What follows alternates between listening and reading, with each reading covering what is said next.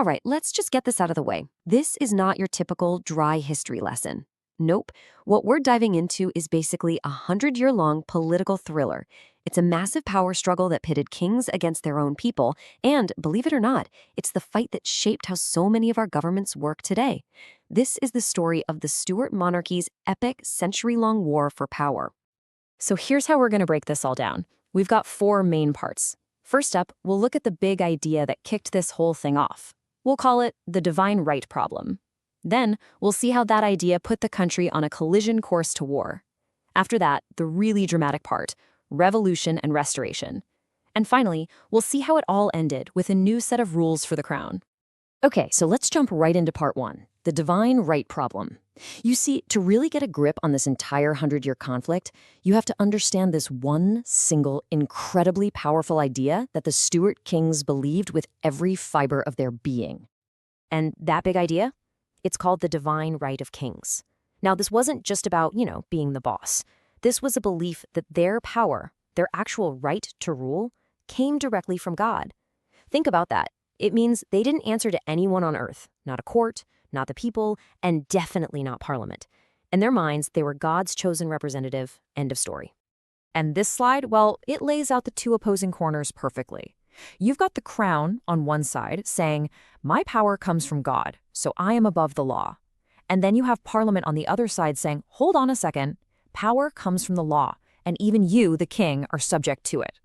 One is accountable only to God, the other represents the people.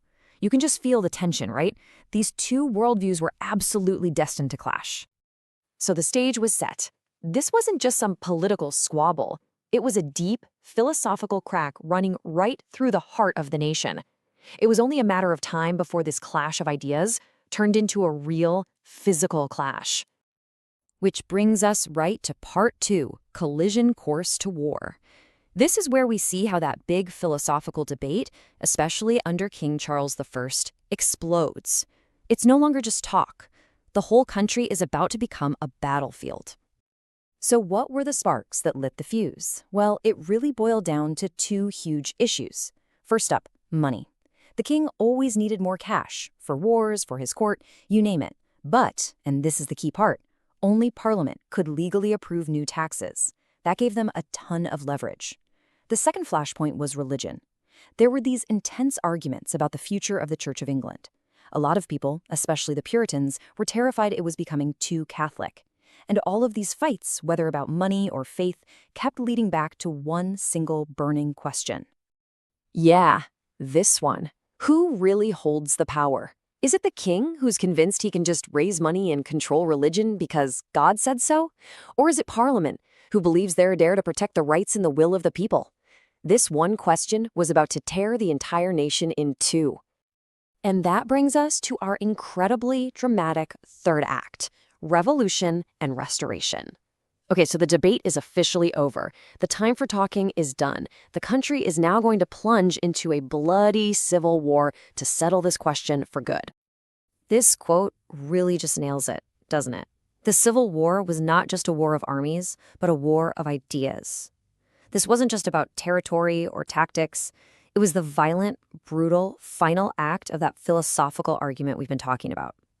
It was a nation literally fighting itself over what it was and what it was going to be. And that forces us to ask a really heavy question. What's the ultimate price for clinging to absolute power? When a king refuses to bend, refuses to compromise, what happens? The answer was something nobody saw coming, and it would stun all of Europe. The price was the execution of a king. I mean, it's just unbelievable. In 1649, Charles I was put on public trial and beheaded by his own subjects. This was the first and only time in English history that the people killed their own monarch and decided to become a republic. The whole idea of a divine right, it pretty much died right there on that scaffold with him. So what happens after you execute your king? Well, a pretty chaotic decade known as the interregnum, which literally means the time between reigns. For a while, England was a republic led by Oliver Cromwell.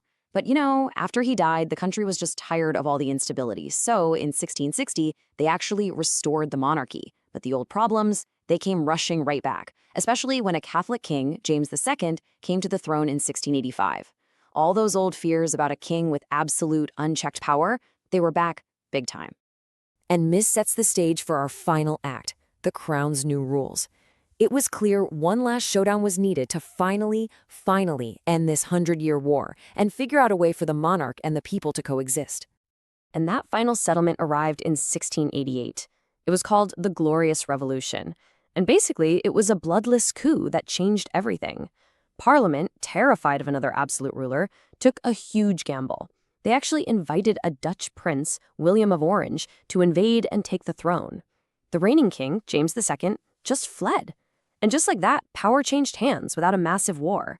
Parliament had finally decisively answered that question of who was really in charge.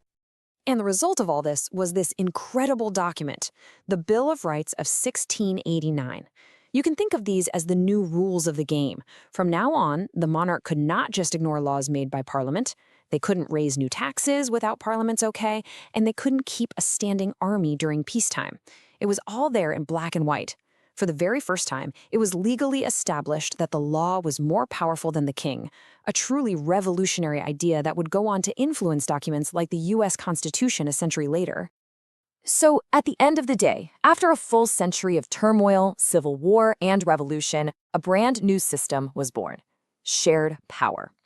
The idea was that the monarch would still reign, but Parliament would actually govern. This whole model, a constitutional monarchy, was groundbreaking, and it laid the foundation for so many modern democratic governments all over the world.